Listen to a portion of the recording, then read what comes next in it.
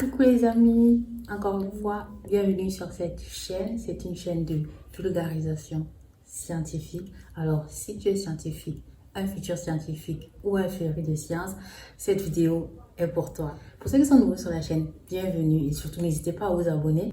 Et pour les anciens, encore une fois de plus, merci de me faire confiance et de vous être abonné à cette chaîne.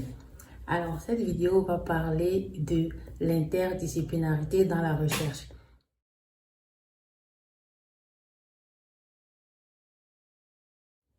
Entrons dans le vif du sujet. Qu'est-ce qu'on entend par interdisciplinarité dans la recherche?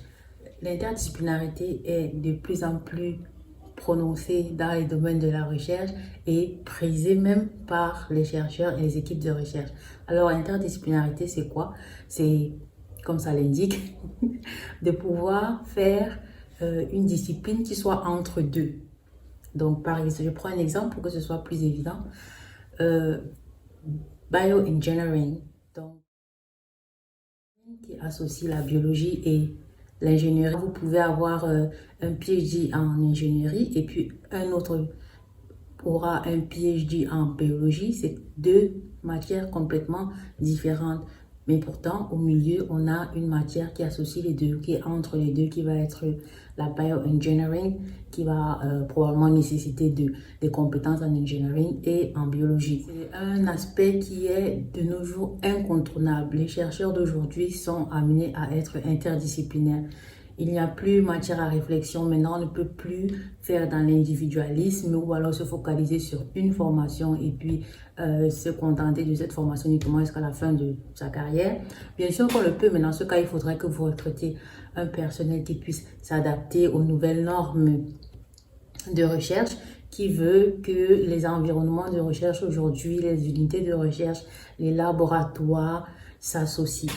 Dans les équipes, vous avez plusieurs chercheurs qui vont venir avec des backgrounds différents, d'aucuns en biologie, d'autres en ingénierie, ou des informaticiens qui vont se retrouver à utiliser des données biologiques, du coup, qui vont être bioinformaticiens. Voilà, c'est un peu ça l'interdisciplinarité. Maintenant, comment est-ce qu'on s'en sort lorsqu'on débarque tout fraîchement dans un nouveau domaine et qu'on doit apprendre de nouvelles bases? L'attrait que pourrait avoir un postdoc, c'est justement de changer complètement de domaine de recherche ou alors se retrouver dans un milieu interdisciplinaire où vous devez vous adapter, où vous devez apprendre de nouveaux codes. Je prends un exemple typique de mon cas, voilà, vu que je suis là. Donc voilà, par exemple, pour ma part, j'ai un background en biologie, physiologie de la reproduction pour être précise. Je me retrouve en train de faire un postdoc sur les infections aux helminths. Donc voilà, là, il faut apprendre carrément toutes les notions de parasitologie qui vont avec les helminths, vu que ce sont des parasites. Mais ce n'est pas mon background de base. Donc du coup, comment je fais pour m'adapter? Voilà, dans cette vidéo, c'est pour donner un peu les astuces qui m'ont aidé moi à m'intégrer et à assimiler ce nouveau domaine de recherche à ma formation de base.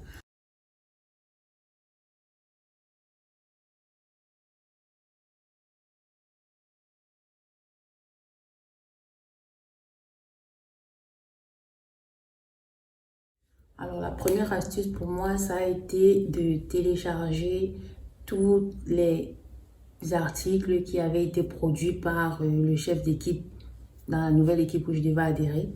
Donc, télécharger ces articles, lire les travaux précédents de cette équipe. Et puis, bien sûr, comme c'était un nouveau domaine et tout était nouveau, c'était assez embarrassant de ne rien savoir ou quasiment rien savoir sur le sujet.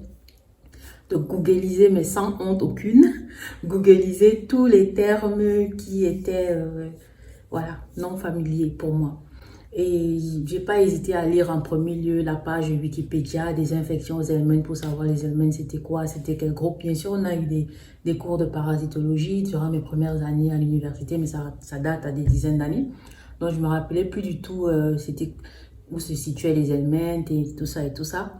Donc là, il a fallu relire et la façon la plus simple, alors la source la plus simple d'informations, pour moi, c'est Wikipédia. Google, Wikipédia, vous avez la fiche descriptive vraiment avec des termes basiques, élémentaires. C'est de la pure vulgarisation qui ramène tous les termes, je veux dire, à un niveau normal ou moyen de compréhension. Donc, la deuxième astuce pour moi, ça a été de m'inscrire à des cours gratuits online. Donc, voilà, il y a des plateformes qui offrent cela, qui offrent des cours gratuitement. Et des fois, ils sont payants, mais souvent, c'est lorsque vous voulez sanctionner ces cours d'une certification que vous devez payer. Mais si c'est juste pour acquérir les connaissances et pour vous mettre ou alors vous remettre à niveau sur un certain sujet, dans ce cas, vous n'êtes pas obligé de payer. Vous pouvez juste suivre le cours pour vous remettre à niveau. Et donc voilà, moi, j'use et j'abuse des plateformes comme EDX, Coursera ou encore FunMock qui sont, voilà, qui fournissent une palette vraiment complète de cours, surtout dans les matières de sciences de la vie, quoi. Donc, allez faire un tour si vous ne connaissez pas ces plateformes. Il y a des cours très, très intéressants. Troisième astuce, c'est de commencer à intégrer dans vos connaissances, dans vos relations, des gens qui viennent de l'autre domaine. Si vous venez avec votre background de physiologie et que vous devez maîtriser la parasitologie, rapprochez-vous des parasitologistes, des puristes dans la matière. Incluez de plus en plus des chercheurs qui font de la parasitologie dans votre relationnel. Ça va vous aider à vous familiariser avec les termes, avec leur façon de faire, d'étudier les méthodes qu'ils emploient, parce que forcément vous aurez à en discuter pendant, je ne sais pas moi, vos pauses café et autres. Et pour rencontrer ce genre de chercheurs, si vous n'en avez pas directement sous la main, il y a toujours Twitter, il y a toujours Facebook, il y a toujours LinkedIn, où vous pouvez voir qui dans votre université fait quoi, ou qui dans la nouvelle équipe fait quoi, ou dans vos environs, quoi. Bref, il y a plusieurs, avec la technologie actuelle, il y a plusieurs moyens de trouver des chercheurs et de rentrer en contact avec eux. Il y a RechercheGate, je pense à ça à l'instant. Il y a également RechercheGate. Donc, vous pouvez rencontrer des chercheurs sur cette plateforme, échanger avec eux pour en apprendre plus. Mais Twitter, c'est assez facile. Le contact est souvent assez facile sur Twitter. Donc, n'hésitez pas à contacter parce que vous serez surpris de voir que ce sont ceux qu'on croit souvent les plus intouchables qui sont vraiment d'une grande humilité et qui répondent le plus vite possible. Vous allez voir professeur ou bien chef de laboratoire de telle équipe, vous aurez peur parce que vous n'êtes qu'un simple PhD ou vous vous dites que bon, je ne suis pas assez conséquent pour l'aborder. Mais au final, c'est lui qui vous répond avec le plus d'aisance et qui vous mettra le plus à l'aise possible. Donc, essayez, lancez-vous, contactez du monde pour apprendre ce nouveau domaine. Et la dernière astuce, la quatrième astuce que je peux donner, c'est de tuer le syndrome de l'imposteur. Tuer le syndrome de l'imposteur. Parce que ce qui est sûr, quand vous arrivez dans un nouveau et que vous devez faire face à un nouveau domaine dont vous ne maîtrisez rien, vous vous sentez petit, comme ça, vous sentez tout petit. Parce que même l'étudiant en bachelor va savoir plus sur le sujet que vous. Et si vous êtes habitué à être, voilà, pour un PhD senior, déjà, vous êtes habitué à mener une équipe, à orienter des masters, à connaître un peu tout du sujet et voilà, même mieux que votre professeur des fois. Et là, vous arrivez dans une nouvelle équipe, vous devez apprendre un nouveau sujet, vous ne savez rien de rien, vous vous trouvez vraiment bête, vous ne vous sentez pas à votre place. Et vous n'osez pas prendre d'initiative justement parce que vous avez perdu cette confiance-là qu'offre la maîtrise du savoir que vous avez en PhD. Lorsque vous avez soutenu votre thèse, vous savez à peu près ce que vous savez. Vous savez à peu près que vous savez, que vous maîtrisez du moins l'étendue de votre thèse.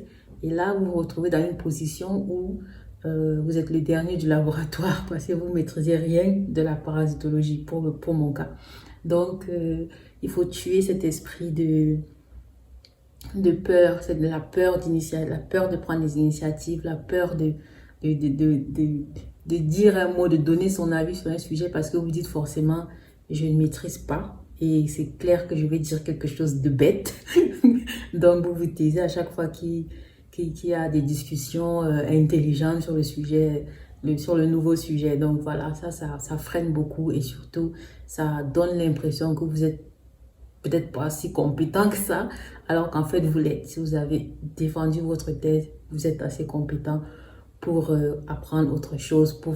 C'est ça aussi le postdoc. Après le postdoc, vous êtes censé avoir plus vite accès ou alors maîtriser un peu plus vite un sujet parce que voilà, pour quittant de master en postdoc, ça prend quand même du temps, ça vous prend au minimum 3 ans pour maîtriser le sujet.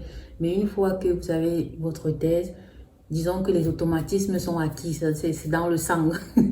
Donc, quand vous allez faire votre postdoc, vous êtes censé directement...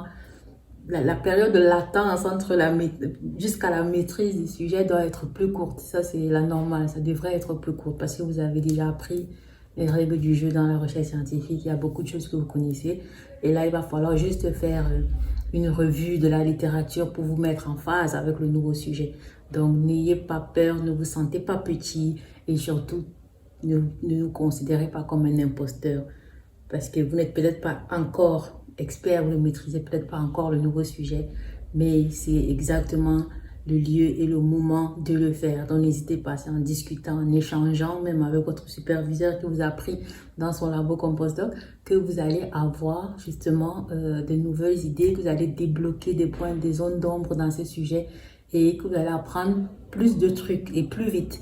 Donc, ouvrez votre bouche, n'ayez pas peur, ne vous cachez pas dans un coin du labo à raser les murs parce que ce n'est pas votre domaine de base. Merci d'avoir suivi la vidéo. Ce sont des petits tips et tricks qui peuvent vraiment vous gâcher la vie lorsque vous êtes un nouveau postdoc dans le labo et que vous avez embrassé l'interdisciplinarité. Voilà, moi, ce qui m'a aidé à rentrer plus vite dans le bain. Je ne sais pas si ça vous a aidé.